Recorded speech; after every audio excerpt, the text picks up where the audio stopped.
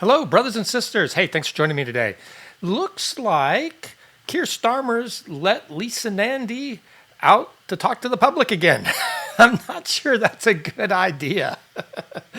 Labour Minister suggests trans athletes should be able to compete against women in some sports. I believe that's controversial. I don't think J.K. Rowling would approve. But let's read more. Let's see what she had to say. Labour Minister Lisa Nandy has suggested that transgender athletes should be able to compete in some women's sports. Okay. The Culture Secretary said the government does not want to shut people out from opportunities to participate when asked about trans inclusion in sports at the Labour Party conference yesterday. It follows a monumental Supreme Court ruling in April, which found the legal definition of a woman is a biological female. I really don't know why it took the Supreme Court to say that, but I do know in America, one of our Supreme Court justices couldn't answer that question during her confirmation hearing. When Labor and judges don't know what the definition of a woman was that we all learned in primary. I'm sure I learned that in primary, that we know the world has gone crazy. So good for the Supreme Court. I just don't even know why they had to get in on this. Yes, I do. It's because people were spouting nonsense, and they had to clear up the nonsense. At the time, the government said the decision brought clarity and confidence for women and services such as hospitals, refuges, and sports clubs.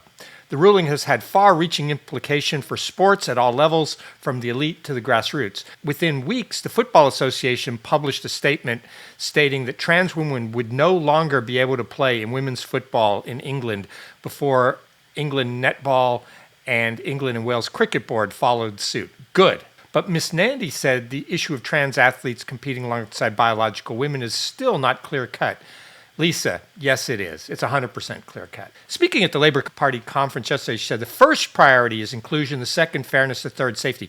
No, sorry, Lisa, you've got that backwards. Safety should always be the first priority. That's why biological men should not be in combat sports, boxing, karate, whatever, with women. Fairness, that's why biological men should not be in weightlifting with biological women competitions. And inclusion should be last. So I say trans athletes 100% should compete based on their biological sex. End of story. Now, if some sports do not give males a serious advantage, then that's fine. Or sports that already have a mixed category where men and women routinely play against each other, no problem. If you still say that biological men do not in general have physical advantages over biological women, then you're just not accepting reality of the real world. No, Lisa, safety should be the number one priority, fairness number two, and lastly, inclusion. When asked by The Telegraph if April's judgment could cause a problem for trans inclusion, she said, the sporting bodies are currently looking at the Supreme Court ruling and what it means for sport, and it's obviously their choice on how to manage that. Yes, I think that's right. In general, I think the sporting bodies should take care of it, but with some exceptions, because there are legal prescriptions as well. But obviously, as a government, we're keen to support them to take a sensible, proportionate approach to observe the law, but make sure we don't shut people out from opportunities to participate in sport.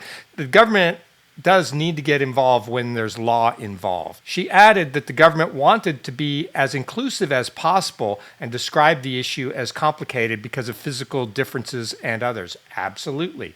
Her words have sparked backlash from women's rights campaigners who say there is nothing complicated now about the issue of trans athletes. No, there isn't, not after the Supreme Court decision.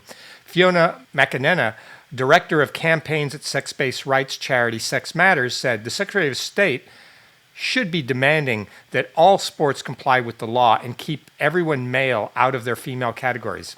There is nothing complicated about this. Categories are how sports ensure there's a place for everyone. Most sports have separate categories for female and male players because of male advantage, which is present throughout a childhood and gets a huge boost at puberty. I don't really believe children pre-puberty, there's much of a difference between boys and girls. I mean, there are some years when the girls are taller than the boys before the boys go through their growth spurt. We're really talking about post-puberty. Post-puberty studies and just common sense show that males have physical advantages over females. McKenna added, the first priority in sport is safety. Next comes fairness. Okay, I can buy that. I think that's exactly what I said. The Sports Council's guidance says that letting trans-identifying men into women's sports is neither safe nor fair for women and girls. 100% right. And it's especially shocking in combat sports because in combat sports like boxing, we are actually watching men physically abuse women and beat women. And we say that's okay because it's in the boxing ring. No, it's not okay. These women should not be forced to compete against males. It's just how it is. There is no middle ground. If a sport is gender effective, that is, if a male development confers an advantage, the only way to be truly inclusive of women and girls is to keep everyone male out of the female category. That's right. The best female athletes cannot be biological males. That is crazy talk, but we've seen that over and over in the last 10 years. The Supreme Court confirmed that doing so is lawful under the Equality Act. Women have waited too long for fairness in sport. It's disappointing to see the Secretary of State failing to take a lead on this. So yeah, Lisa's just a Karen. She's 100% a Karen. Lisa Nandy previously caused controversy in July earlier this year when she dropped the previous government's insistence that sporting bodies must protect women's sports by banning trans competitors. The Culture Secretary said then that Labour would leave the issue to sports governing bodies, despite warnings that many had been accused of pandering to trans campaigners. If the law says men and women should have separate sports in the UK, then it shouldn't be just up to the governing bodies. The law does need to weigh in, if that's the law. The selective two-tier laws are one of the things that's annoying everyone. The Women's Rights Network said, at the time, that it was scandalous that biological males were allowed to compete in areas like grassroots football, adding sports are failing to protect the rights of women and girls. Sport needs strong leadership from the new sports minister. It needs a sports minister willing to stand up and say enough is enough. Women and girls need fair, safe, and equal sport. Ms. Nandy also faced criticism back in 2020 for suggesting that violent male offenders should have the right to serve sentences in women's prisons if they transition opposite gender. Absolutely not. If you're biological male, you go in a biological male prison. End of story. That should be how it is. It's a safety issue. Again, stop with the inclusion trumps all. Safety trumps all. Anyone who still says biological males don't have an advantage, just go look up American women's football. The American women's team is arguably the best women's team out there at football, soccer for folks in America. They played a boys' team at an American high school, and I also believe they played a third or fourth tier professional teams, retired athletes, and both of those teams soundly thumped the women. Arguably the best female footballers in the world couldn't beat a boys team or retired players from an English third or fourth tier team. If you don't believe me, go Google it. It's a fact. Nandy, you're wrong. Safety trumps all, then fairness, then inclusion. Stop the nonsense with this trans women are women. No, trans women are men and always will be. If you like this, like and subscribe.